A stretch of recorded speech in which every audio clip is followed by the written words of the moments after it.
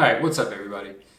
So I'm going to be continuing on with chapters 3 and 4 of this discussion. So coming out of chapter 2, after Burek has put down Nosy, Burek doesn't want to let Fitz out of his sight, lest he continue to bond with these animals. So he begins his process of monitoring him. He goes to somewhat great lengths because he no longer permits Fitz to travel down into Buckkeep Town. But the problem with that is it cuts off all his ties with his friends. So he's no longer able to develop these friendships with these people he's met in town.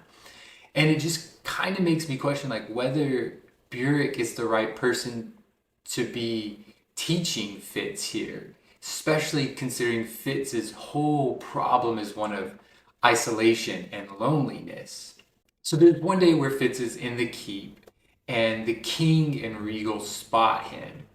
And the king here in this scene is going to make a bargain, a deal with Fitz. But one interesting point I want to note is that Fitz in this scene has very canine behaviors. So when the king and Regal spot him, he's pilfering food from the tabletops, hiding underneath the table with 3 hounds, and then eating and sharing with these dogs. So some of this connection with these hounds, I think from skill, is very much being instilled into him, some of this canine behavior.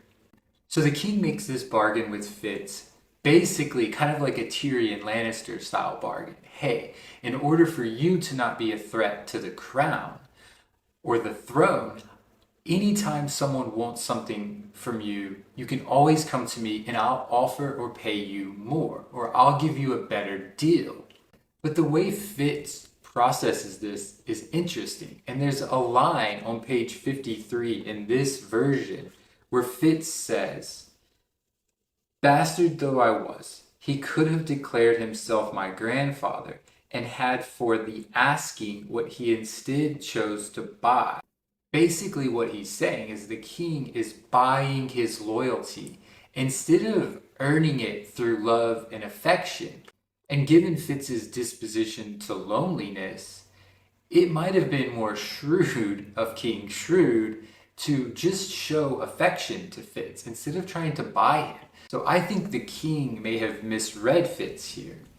I get the sense that Fitz will be loyal to those who are kind and generous to him, particularly Burek and later the assassin Chade. And one point I wanted to make here too about Regal is I think first off he's a little younger than I thought. There's a line in there that alludes to that, but he's really becoming a bit of a cartoonish villain.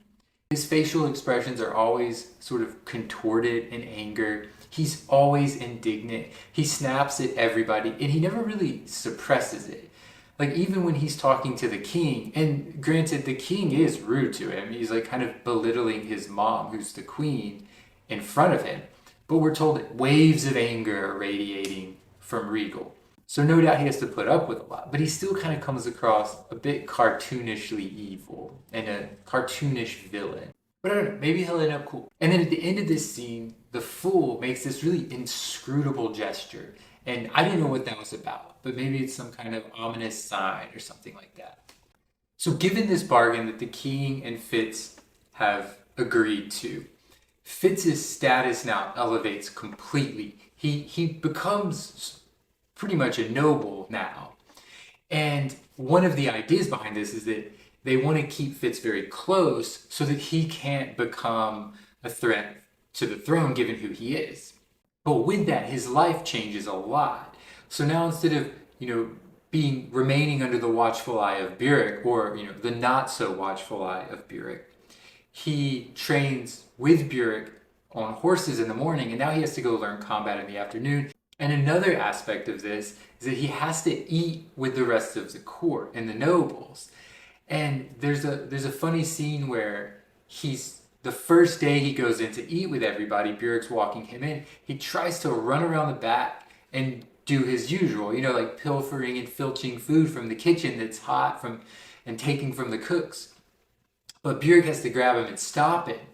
And you can tell they have to unlearn some of these bad habits that he's picked up from Burek and from Buckkeep Town. And I just thought that was kind of a good bit of character development there. Another part of this bargain with the king has Fitz undertaking lessons with Chade the assassin. And I really like this character. I really like this introduction. He's not murderous and sadistic at all. In fact, he expressed a lot of skepticism about his own profession. And he invites Fitz to speak openly and express his own doubts about his position and about this profession as well. But he was just a cool character overall. His workshop's a mess. There's kind of a funny scene with that. He also has a weasel named Slinky. But as a result of these conversations with Chade, we really see Fitz given this opportunity almost as an equal to speak to Chade, and it sort of coaxes him out gently out of this taciturn nature. And so yeah, I just really like this scene overall. And through this interaction with the assassin Chade, and being treated and spoken to almost as an equal, being allowed to express his doubts, he begins to speak more. And one of the consequences of that is that he begins to speak more to Burek as well. And they have this conversation at the end of chapter 4, which I found really interesting, because Burek makes some what I would call moralizing remarks, and basically almost trying to instill in Fitz morals. And I think one of the reasons is because Burek is chivalry's guy, and he lionizes and idolizes chivalry. So he kind of is willing to believe that chivalry upheld this impossible sense of righteousness and honor. And so he's talking to Fitz, and he makes some comments about, not waking up late. That's the sign of, that's not a good sign in a man. He talks about how don't be promiscuous. Once again, we see that promiscuity as a break and a crack in the righteous facade of chivalry.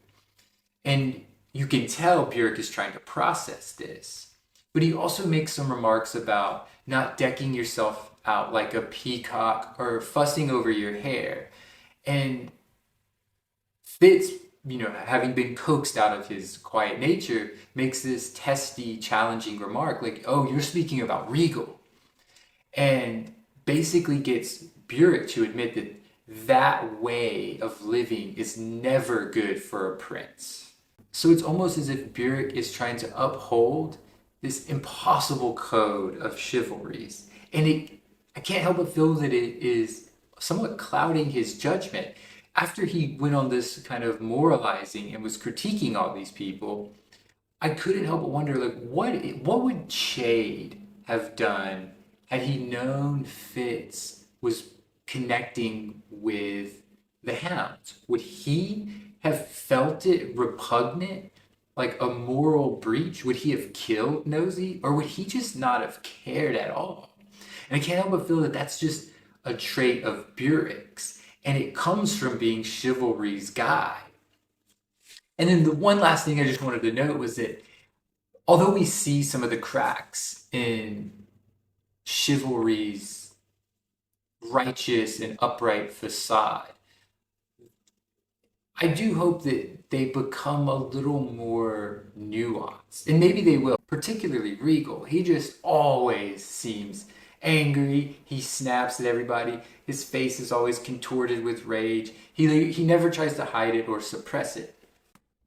As always, thanks for watching. I hope this review and discussion was fun and enjoyable. I myself am finding the book still very enjoyable. These first 4 chapters that I've been reading do seem to be building up the world and the characters, but even within that, there have been decent plot lines and interesting characters and interesting things going on, character development.